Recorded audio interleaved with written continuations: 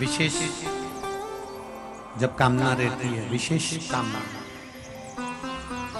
आज आपका मन कर गया 108 चावल के दाने मेरे को शिव जी को चढ़ाना, 108 चावल के दाने मुझे आज शंकर भगवान को चढ़ाना। विशेष आज आपके मन में कोई मनोरथ बड़ा है, कोई कामना बड़ी है और बाबा से आपने विनती करी कि मेरा ये कार्य अटक रहा है, आप पूरा करोगे, मुझे विश्वास है।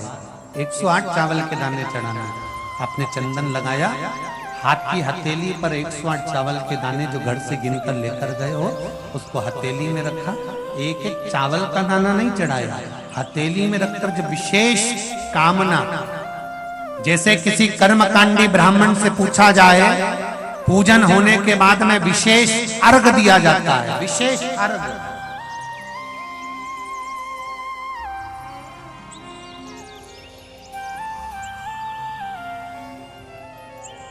उसी तरह विशेष कामना के लिए लो दुख कटता ही नहीं है, दुख कट ही नहीं रहा।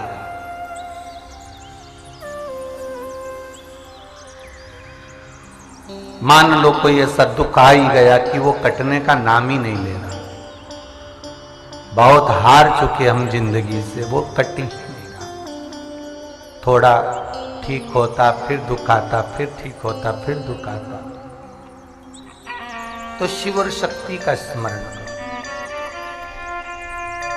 बेलपत्री के पेड़ के नीचे जब भी घी का दिया लगाने जाओ तो 2 बाती एक ही दिए के अंदर, एक चावल का दाना उसमें डालकर अपनी कामना कर फिर जलाओ। 3 या 4 सोमवार करके देख लो क्या जा रहा है। अगर मान लो कोई दुख ऐसा है कि वो कटने का नाम ही नहीं ले रहा है, कट ही नहीं रहा है, कभी कुछ तकलीफ कभी कुछ, बाबा का, शिव और सती का, शिव और पार्वती का, शिव शक्ति का, शिव अन्नपूर्णा का स्मरण कर कर लगाओ। जैसे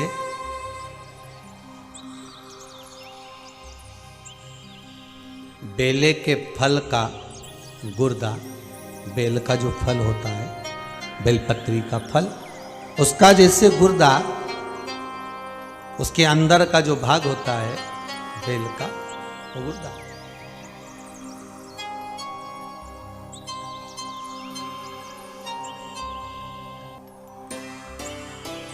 उसको अग्नि में जलाकर उसकी भस्म तैयार कर कर छान कर जब जब आपके यहां विद्वान ब्राह्मण शिव जी का अभिषेक कराते हैं, पूजन कराते हैं, तो उसमें लिखते हैं पूजन के साहित्य में बेलपत्री, धतूरा, दुर्वा, ये उसमें नीचे लिखेंगे भस्म। लिखते कि नहीं लिखते? लिखते हैं ना, भस्म अभिषेक में चाहिए रहते। तब उस भस्म का थोड़ा सा भी भाग आप अगर शिव को समर्पित कर रहे हो तो ये जान लें कि शंकर मनवांछित फल प्रदान कर रहे हैं, शिव फल प्रदान कर रहे हैं।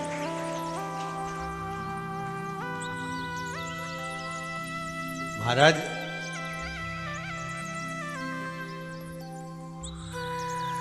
बेलपत्री के वृक्ष के नीचे बैठकर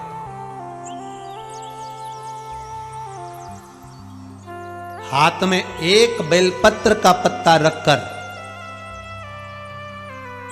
आप पंचाक्षर मंत्र नमः शिवाय, ओम नमः शिवाय या श्री शिवाय नमस्तुभ्यम या महामृत्युंजय मंत्र का स्मरण कर रहे हो, पर डंडी का भाग अपनी ओर, बेलपत्र की बीच वाली पत्ती का भाग बीच वाली उंगली की ओर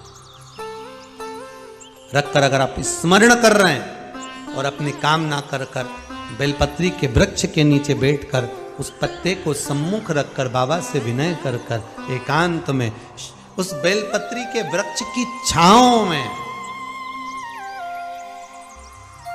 बेलपत्री के वृक्ष की छांव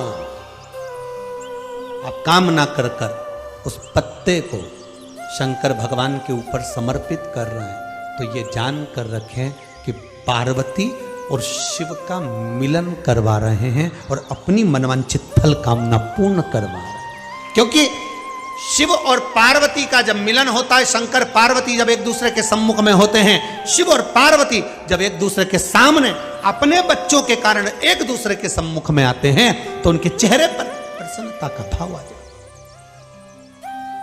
फल, मनवांचित फल की कामना, आप जिस कामना के लिए कर रहे हैं, विवाह के लिए, नौकरी के लिए, सर्विस के लिए, व्यापार के लिए, रोग मुक्ति के लिए, आप जिस कामना से कर रहे हैं, बस उससे कहा कर।